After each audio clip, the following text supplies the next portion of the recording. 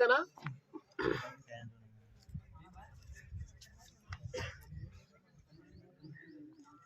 రాష్ట్ర వ్యాప్తంగా వెటర్నరీ విద్యార్థులంతా కూడా పెద్ద ఎత్తున 24,000 రూపాయలకు స్టైపెండ్ పెంచాలని చెప్పి నిరవధిక ఆందోళన చేస్తూ ఉన్నారు.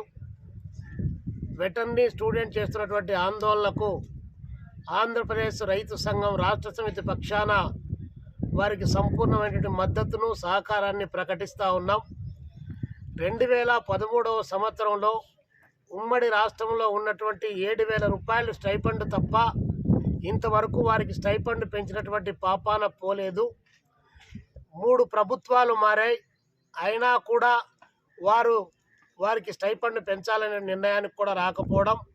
ఒకవైపున 2013 నుంచి 2025 అంటే దాదాపు 12 సంవత్సరాల పాటు ధరలు ఏ స్థాయిలో పెరిగాయి, నిత్యావసర వస్తువుల ధరలు ఎలా పెరుగుతూ ఉన్నాయి, బయట వారికి జీవితాన్ని కొనసాగించడానికి ఉన్నటువంటి జీవన విధానంలో ఎన్ని రకాల మార్పులు వచ్చాయి, అయినా ప్రభుత్వాలు పట్టించుకోకపోవడం మూలంగానే ఈరోజు వారు ఆందోళన చేస్తూ ఉన్నారు.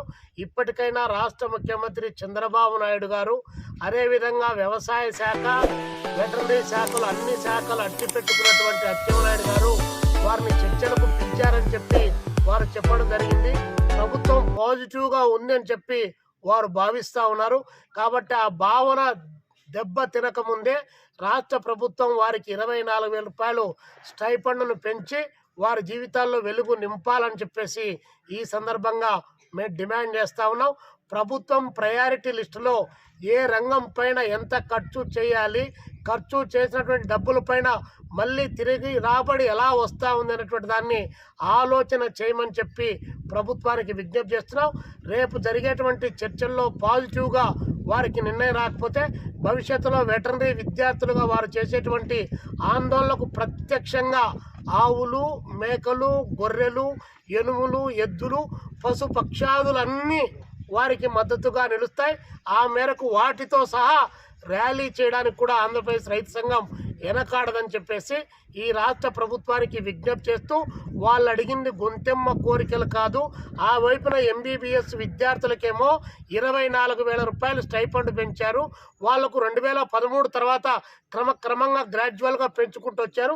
మరి వీరు ఏ పాపం చేశారని చెప్పి 7,000 రూపాయల దగ్గరనే నిలుపుదల చేశారు. కాబట్టి వారి స్టైపెండ్ పెంచాలని చెప్పి ప్రభుత్వానికి మేము విజ్ఞప్తి చేస్తున్నాం. చంద్రబాబు నాయుడు గారు రేపు ఆర్థిక సంవత్సరంలో ఇప్పుడు ప్రవేశపెట్టబోతున్నారు బడ్జెట్లో. ఆ బడ్జెట్లోనే దీన్ని కూడా చేర్చి వారికి స్టైపెండ్ పెంచాలని చెప్పి ఈ ప్రభుత్వానికి తెలియజేస్తూ ఉన్నాం.